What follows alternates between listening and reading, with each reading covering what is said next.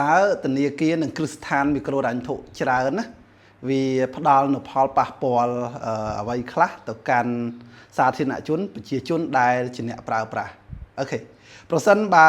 យើងនិយាយទៅតាមទ្រឹស្ដីសេដ្ឋកិច្ចមានន័យថានៅពេលដែល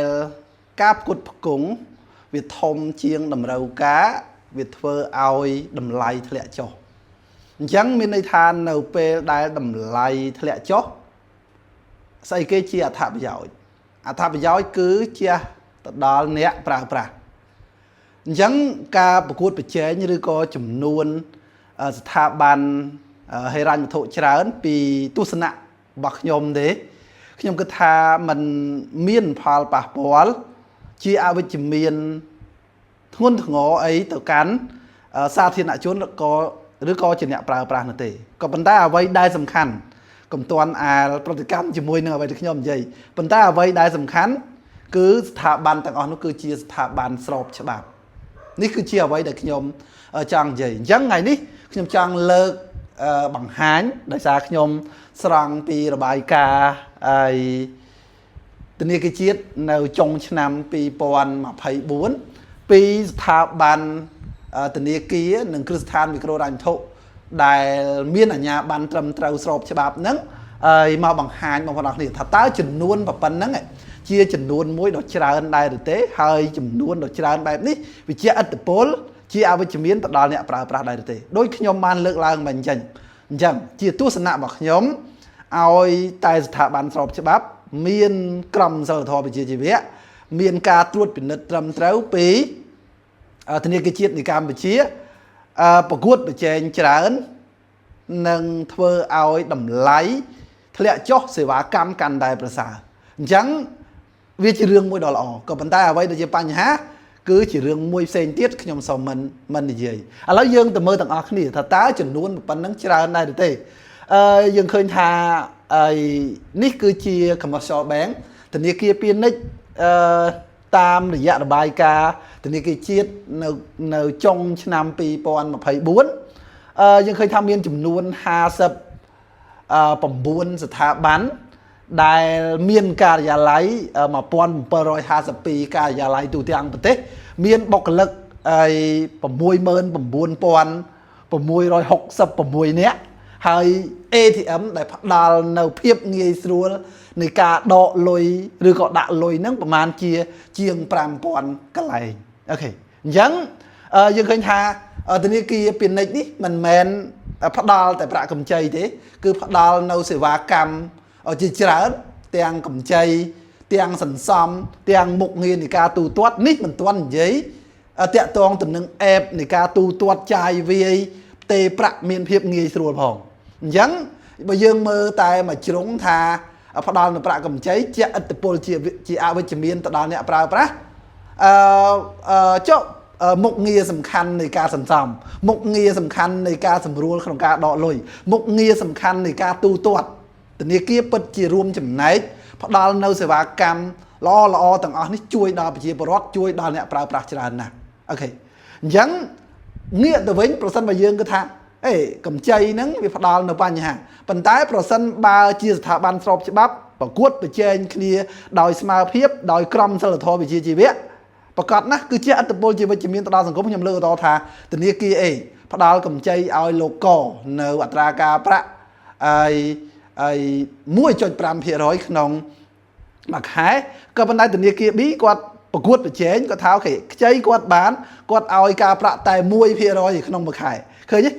នៅពេលដែលការប្រាក់ថយចុះអ្នកណាគេជាអ្នកទទួលបាននៅលទ្ធផលអ្នកដែលទទួលបានលទ្ធផលគឺជាអ្នកប្រើប្រាស់តែប្រសិនបើចំនួនធនាគារតិចគ្មានការប្រកួតប្រជែងប្រកាសណាស់គឺអតិថិជនគ្មានជំរើសណាក្រៅតែពីទទួលនៅកម្ចីដែលការប្រាក់បានកំណត់ខាងដើមទេអូខេអញ្ចឹងនេះគឺជាអ្វីដែលខ្ញុំចង់បញ្យល់Specialized Bank មាន9ស្ថាប័ន37ការិយាល័យមានបុគ្គលិកជាង 1000 នាក់ហើយអត់មាន ATM ទេក្នុងនឹងដែរយើងមានគ្រឹះស្ថានមីក្រូហិរញ្ញវត្ថុដែលមានអាជ្ញាប័ណ្ណសន្សំជាស្ថាប័នហិរញ្ញវត្ថុធំចំនួន4មាន4ស្ថាប័នមានការិយាល័យ400ការិយាល័យជាងនៅ tu tiếng bật thế hai miền bọc lựcประมาณ chiếng mà mơn nè mà mơn bay bọn nè chiếng cứ chia chừng luôn mũi nó tràn ok cào vì nắng dương khơi hà miền Christian bị cái đàn thụ chừng luôn bay pramสถาบัน miền bọc miền cà ri lai ประมาณ chia 470 hai miền bọc lực ประมาณ chiêng 8 bọn bọc lực này thưa caនៅក្នុងប្រទេសកម្ពុជាហើយបើយើងមើល MDI ដែល Christian វិក្រូហេរ៉ាញ់ធំមានអាជ្ញាប័ណ្ណសន្សំគាត់ក៏មាន ATM ដែរប្រហែលជាង200 ATM ដែលកំពុងតែផ្ដល់នៅសេវាកម្មដល់សាធារណជនអូខេលើសពីហ្នឹងខ្ញុំឃើញថាស្ថាប័នខ្លះ